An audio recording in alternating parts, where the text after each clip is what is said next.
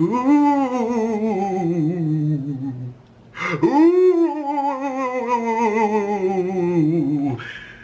Welcome back to my channel, ladies and gentlemen. This has been your boy Dr. J and the Women. Today we are doing 10 scary paranormal games you should never play. Now, I'm smart enough to know not to mess with any of the paranormal shit. I don't need to get in touch with a psychic to talk to any of my dead relatives because pretty soon I will probably be dead as well. Knock on wood on that, you know. I don't want to say that. Ladies and gentlemen, you know what? Let's start off with how dumb would you have to be to fuck with the paranormal? Yeah, and there's always gonna be that one kid out there that's like, well, messing with the paranormal actually, see, what the thing is, you know, pushes his glasses up and shit. See, the thing is, you just don't understand because you don't, you know, you're not really in that field of messing with the paranormal. But see, I actually talk and communicate with the spirits from the great beyond. Like, shut your ass up. Bruh, you fucking with ghosts and spirits and shit, and they don't fuck with you, okay? Leave them the fuck alone. They gone, okay? Grandma gone. She ain't coming back, nigga. She ain't coming back. Alright? Quit trying to contact grandma. Wait until you die, okay? Then you'll see grandma again. But other than that, man the fuck up. It happens. That was probably harsh as fuck. At least 2 of you have lost your grandma out there recently, and you're probably watching this. And I want to apologize for saying that because I wasn't talking about you directly. I was talking about shit. Well, ladies and gentlemen, let's go ahead and roll the tape and figure out what not to fuck with. Factsverse presents 10 scary paranormal games you should never play. Maybe you're looking for a scary game to play for Halloween, or maybe you're just in the mood for some nice, frightening fun. These games, though, might truly go beyond just having fun and into the paranormal territory. These 10 games will have you screaming and checking under your bed before you go to sleep. They will keep you awake at night, wondering if the game really ended. Number 10. Bloody Mary. In order to play Bloody Mary, you need a mirror, candles, and a lightless room. This game is typically played in bathrooms because they are dark and have a mirror, though it can also be played in closets or any room with a mirror and candles. There should be no more than 2 players. The rules of Bloody Mary are simple. Stare at the mirror with the candles lit, looking into your own eyes, continuing to chant Bloody Mary into the mirror for as long as it takes in order to summon her. With time, she may present herself beside you or behind you. You can leave the room at any time, but will Bloody Mary leave with you? Number 9. See, and you know, it...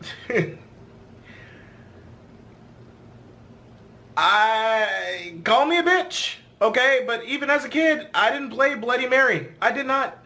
Everybody was like, oh, let's play Bloody Mary. Yeah, well, you go ahead and do that, okay? No, you're fine. Yeah, no, go ahead and do that. Yeah, no, I will be right here when you get out of the bathroom.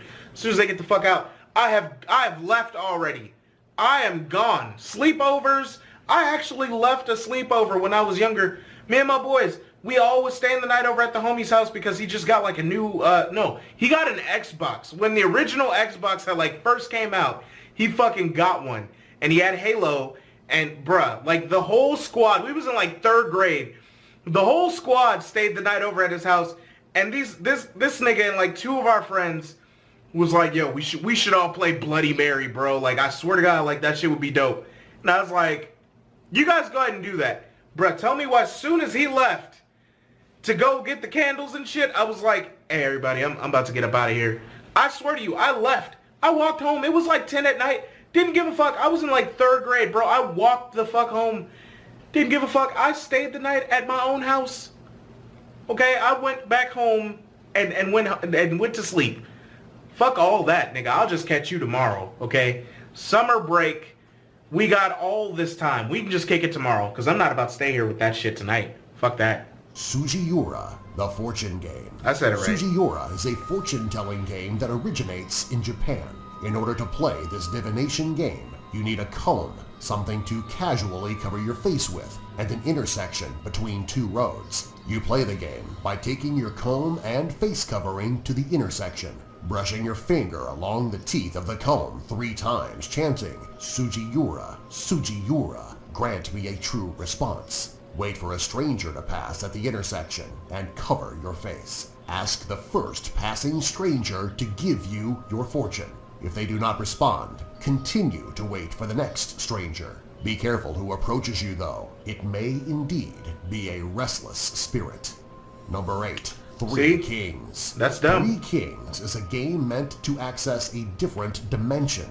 In order to play, you need 3 chairs, 2 mirrors, candles, and a dark room with no visible light. Position the chairs in a triangle with the mirrors sitting on 2 of the chairs, such that from your chair you can barely see your own reflections out of the corner of your eyes. At 3:33 a.m., light the candle and sit in the empty chair. Do not look directly at the other 2 mirrors or the candle. If you have set the game up properly, you will be able to have a conversation with yourself in other dimensions. Number 7. See, fuck that. Fuck that shit. Bruh, see, and that's what I'm talking about. Why the fuck would you want to talk to yourself from, I don't know why the fuck I would want to talk to myself from another dimension. Hell, I'm probably the worst me from this dimension. But still, I'm gonna end up fucking my life up from the other dimension. Good Randy, that's probably a fucking lawyer or a doctor. I'm gonna probably fuck his life up. He gonna be like, hey man, how you doing? Oh man, I'm good, you know? I'm good. Hey, give me some advice. I need, to do this, blah, blah, blah. Hey, look, man, fuck that shit, all right? Oh, you got work tomorrow? Hey, look, fuck that shit. Call off, nigga. Call off. You don't give a fuck. But I'm a doctor, people need... Hey, listen. Listen to me, huh? You asked me. You came to me. Fuck that shit. Call off, nigga. We gonna kick it right here. Bring some beers, too. Don't be a bitch. Well, but I'm married and I want to be a good husband. Hey, look, fuck that shit, all right? Stacy down at the office, she got the fat ass, all right? Now, if you don't go fuck that, I will, okay? Which means that you did. And then I'm going to tell your wife that it was me, all right? I'm gonna fuck my own life up. And who knows, in that dimension, I'm probably married to Nicki Minaj. I'm willing to fuck my own life up because I'm jealous of that me who's married to Nicki Minaj, because it's not me. This has gone too far. Now I sound crazy.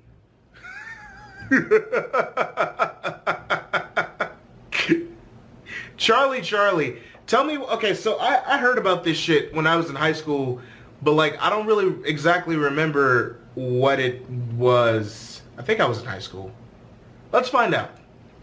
Charlie. Charlie is another fortune-telling game. In order to play, draw a cross and then write yes in the top left and bottom right corners of the cross, and then write no in the top right and bottom left corners of the cross. Place 2 pencils with the left-right pencil on the bottom and the up-down pencil on top. Chant Charlie, can we play twice out loud. The pencil will move to select either yes or no. If the answer is no, immediately stop playing the game. If the answer is yes, then you may proceed to ask Charlie more questions. Number 6. I like how he says immediately stop playing the game, but he doesn't tell you how bad Charlie will fuck you up or what will happen if you keep trying to play with this nigga when he says no. First off, why the fuck are they doing this? I wonder who the fuck plays these games? Who? Please tell me who. And why? Why do we play these games? Why? The Ouija board is a classic and the only game on this list that you can buy at your local store. Ouija boards have a long, contentious history about their purpose and origin, but many have had terrifying paranormal experiences directly connected to their use of the Ouija board. When using the Ouija board, there should be at least 2 people using it. The rules of the Ouija board are simple. Each player has both of their hands, or one of their hands if there are a lot of players, on the planchette included in a game set. Each player asks the Ouija board a question, and the planchette will move to spell out the answer. To this end, a person may need to write down what the board is spelling in the case of a long answer. Do not ask the board for the name of the entity you are speaking with or how you will die. Answers to these questions may cause a decrease in quality of life or worse. Number 5. See, and that's what I'm talking about. Like, why y'all out here fucking with ghosts and shit, man? Don't do that. Don't do that. Okay? You know what you should be doing? Fucking bitches and getting money. That's what the game plan is. Alright, my son, I'm gonna tell that to my son too. He gonna ask me, Daddy, what's the game plan in life? What is our purpose in life? And I'm gonna tell him, son, fuck bitches and get money, okay? And live happy. But I mean, you know, fuck bitches and get money. That's how I live happy, okay? Sorry. I mean, I'm not sorry, but, you know. 5. Hide and seek in the dark. Okay, wait, no, time out. Time out now. Hide and seek is my shit. So they really about to ruin some shit for me right now. Why you can't play hide and seek in the dark? Why you can't play hide and seek in the dark? What happens? While there's not necessarily any specific ritual that creates a paranormal experience in this game, it's still a scary experience and can be made to be even more scary when played in the woods, an old abandoned building, or after having summoned something ancient and evil into the house earlier. Hide and seek in the dark is best played in a large, relatively clean building or area so that players have plenty of room to move and hide, but don't have to worry about being tripped by debris and hurting themselves. The last thing you want to hear is your friend's voice screaming for help from the darkness. Number 4. Okay, so I guess I get it, but I don't... Look, you know what? He's ruined that for me. Now I can't play hide and seek. I'm just not going to play it now. Whether it be in the dark or broad daylight, or we all at, 12 in the afternoon with fucking flashlights while it's broad daylight. It doesn't matter now. He has fucking ruined it for me. Thanks. Thanks, Faxverse. You've ruined it. The corner game. This already sounds fucked. Must be played by 4 people in an empty building with no lights, pets, or people besides the players present in the building, and the game itself should be played in a clean, empty room within that building. To play, the 4 players enter the room, each speaking their own name aloud 3 times. One of the players is designated the speaker, and they are the only ones allowed to speak from then on. Each of the players pick one of the corners of the room, staring at the wall with their backs to the center of the room. The speaker will count to 3, and after each countdown, the players must move clockwise to the next corner of the room, keep their backs to the center of the room while facing the wall. If one of the players disappears, the speaker will tell the other players to enact the emergency procedure. Each player must speak their name backwards 3 times, and the player closest to the light switch turns on the lights of the room. The disappearing player should return and beware of spirits returning as well. Number 3. Fuck that shit. First off, that, even without the ghosts, that doesn't sound like a fun game. That's not cool. What? Hell nah. Hell nah. The fuck? Dude, I'm sorry. I can't be fucking with this. None of these games on here sound savory at all. The closet game, that don't sound right. I already don't fuck with closets. I really don't. That's, the more I talk, the more I realize what a bitch I am. I don't fuck with closets. Alright? I don't fuck with closets. I never really like closets. It just bothers me, man. Like a closet that's too big, I feel like it could be a nigga hiding in there. I don't want it. I really don't. I really don't want it. I'm sorry, y'all. The closet game. The closet game can be played by yourself, but it's best played with friends in case the worst possible thing happens. To play the closet game, you need a closet, though any small dark room or container may work, and matches. If playing with multiple people, each person takes turns entering the closet. The person in the closet holds a single unlit match and says, "Show me the light or leave me in darkness." The person must then immediately light the candle. If they're unable to light the candle, their friends can open the closet door with the light on to save them, or they may be dragged to hell. See, why is that a game? Why is that a game? You sit here literally, you about to drag yourself to hell out over this fucking game. And whether I believe it or not, because to be honest with you, I don't believe that could happen. But, you know, who knows? I mean, I don't fuck with paranormal shit. I really don't. I'll watch Ghost Hunters, and that is the closest that I will ever get to fucking with paranormal shit ever in my life. Okay? I'm sorry. I have... You know what? I'm going to tell y'all, and I'm going to just be 100% real, alright? My pops passed away when I was 3. I never once tried to contact him with a Ouija board because I just always knew, hey, that shit, nah, you don't do that. Ouija boards and shit, fuck nah. You stay the fuck away from that shit. You stay the fuck away from that shit. I don't fuck with anything paranormal at all. Because the consequences are of a different realm, literally. Oh, the elevator game. I think I've heard of this one. Number 2. Hang on. The elevator game. To play this game, you need to find a public building that is at least 10 floors tall with an elevator. The elevator game should be played with at least 2 people, but can be played with more. Enter the elevator on the first floor, but do not play the game if another person outside of your group enters with you, and immediately end the game if at any point another person enters with you until the right time. Press the 4th floor button. When the elevator reaches the 4th floor, choose the 2nd floor. When you reach the 2nd floor, press the button for the 6th floor. When you reach the 6th, return to the 2nd floor. Press the button for the 10th floor, and then press the button for the 5th floor. If a woman enters the elevator on the 5th floor, do not look at her. Press the button for the 1st floor. The elevator will either ascend or descend. If the elevator returns to the 1st floor, leave and do not look back. If the elevator goes to the 10th floor... What happens if you look back? Wait, hang on. What happens if you look back? Is the woman gonna get you? Is that what happens? You may exit the elevator, but do not look at or respond to the woman if she asks you where you are going. If you are alone, you are in the other world. To return to your world, enter the elevator and repeat the same sequence of floors. 4, 2, 6, 2, 10, 5. Do not leave the elevator until you are certain you are home, or else. Number 1. Well, shit.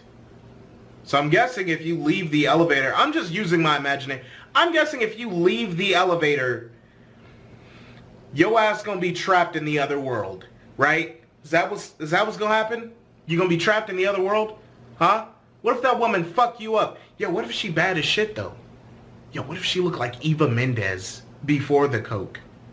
Hey, what a fat ass bro, right?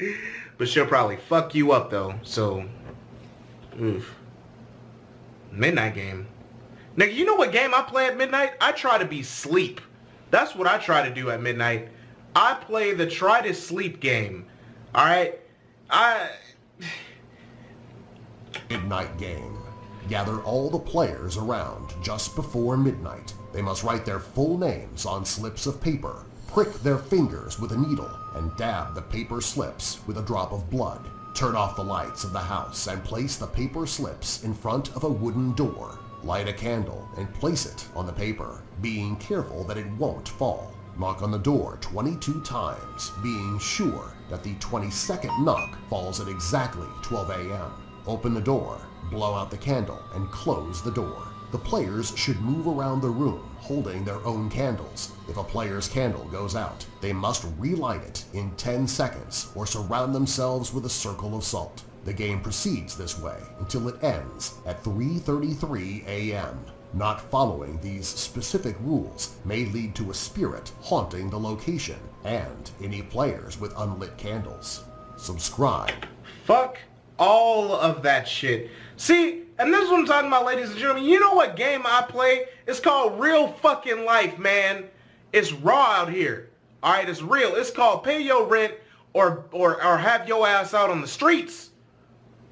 That's the game that I play. I can't be playing with ghosts and shit. Ghosts ain't gonna pay the rent. But yeah, ladies and gentlemen, I hope you guys enjoyed this video. This has been your boy, Dr. J and the Women.